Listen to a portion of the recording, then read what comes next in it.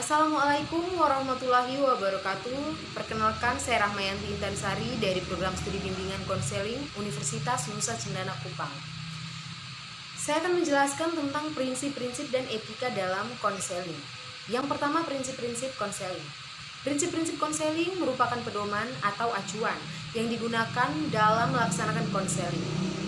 Prinsip-prinsip tersebut dibuat berdasarkan kajian filosofi, hasil-hasil penelitian dan pengalaman praktis tentang hakikat manusia, perkembangan budaya, pengertian, tujuan, fungsi, dan proses penyelenggaraan konseling. Prinsip-prinsip konseling ini juga akan mendasarkan pada faktor proses, tanggung jawab, serta tujuan dari konseling. Adapun prinsip-prinsip konseling yang dimaksud yaitu yang pertama, konseling merupakan kegiatan yang sangat penting dalam keseluruhan program bimbingan di sekolah ataupun merupakan bagian integral dengan bimbingan. Yang kedua, konseling harus fleksibel, disesuaikan dengan kondisi lembaga, misalnya sekolah, kebutuhan individu dan masyarakat. Yang ketiga, dalam konseling terlibat dua individu, yaitu konselor dan klien, yang memproses penyelesaian masalah melalui serangkaian interview. Yang keempat, konseling merupakan proses belajar yang mengarah pada suatu perubahan yang fundamental dalam diri klien, terutama dalam perubahan sikap dan tindakan. Yang kelima, konseling lebih banyak menekankan pada masalah sikap daripada tindakan.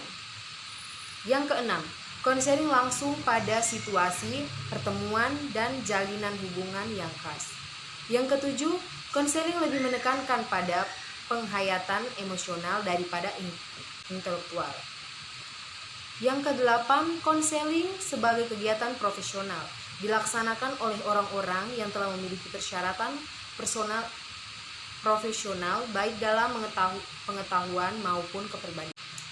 Yang kesembilan, konseling melayani semua individu tanpa memandang umur, jenis kelamin, suku bangsa, agama, dan status sosial ekonomi. Yang kesepuluh, dalam konseling, perbedaan individu harus dipahami dan dipertimbangkan dalam rangka upaya yang ditujukan memberikan bantuan atau konseling pada individu-individu tertentu. Yang ke-11, konseling pada umumnya dibatasi hanya pada hal-hal yang menyangkut pengaruh kondisi mental dan fisik individu terhadap penyesuaian diri di rumah, sekolah, serta yang berkaitan dengan kontak sosial dan pekerjaannya. Baik, yang ke-12, tujuan akhir konseling adalah kemandirian setiap individu, maka dari itu, layanan konseling harus diarahkan untuk mengembangkan klien agar mampu mengarahkan dirinya dalam menghadapi kesulitan atau masalah yang dihadapinya. Ke-13, dalam proses konseling, keputusan yang diambil dan hendak dilakukan oleh klien hendaklah atas kemauan klien sendiri, tanpa paksaan, bukan karena kemauan atau desakan dari konselor. Yang ke-14, permasalahan khusus yang dialami klien harus ditangani oleh atau bila perlu diahli tangankan kepada tenaga ahli dalam bidang yang relevan dengan permasalahan khusus tersebut. Baik, kita lanjut ke penjelasan berikutnya, yaitu etika dalam konseling.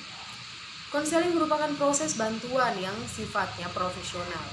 Setiap pekerjaan yang bersifat profesional tertentu memiliki seperangkat aturan atau pedoman yang mengatur arah dan gerak dari pekerjaan profesional tersebut. Hal ini sering disebut etika. Konselor sebagai pelaksanaan dari pekerjaan konseling juga terkait dengan etika. Etika merupakan standar tingkah laku seseorang atau sekelompok orang yang didasarkan atas nilai-nilai yang disepakati. Ada beberapa aspek dalam membahas etika konseling itu. Aspek-aspek ini adalah aspek kesukarelaan, aspek kerahasiaan, keputusan oleh klien sendiri, dan aspek sosial budaya klien. Baik, aspek yang pertama adalah aspek kesukarelaan. Pada aspek ini, konselor perlu mengetahui apakah klien datang secara sukarela atau tidak. Hal ini penting karena besar manfaatnya dalam hubungan konseling sehingga memungkinkan keterlibatan dari klien secara lebih efektif. Dalam proses konseling akan terwujud dan keterbukaan diri dari klien akan memberikan kesan positif dalam hubungan keterpurukan tersebut. Yang kedua, aspek kerahasiaan. Aspek kerahasiaan ini berkait dengan apakah hal-hal yang dibicarakan dalam konseling itu bersifat rahasia atau tidak. Dikarenakan kerahasiaan dalam proses konseling terkadang overlap dengan kata privacy.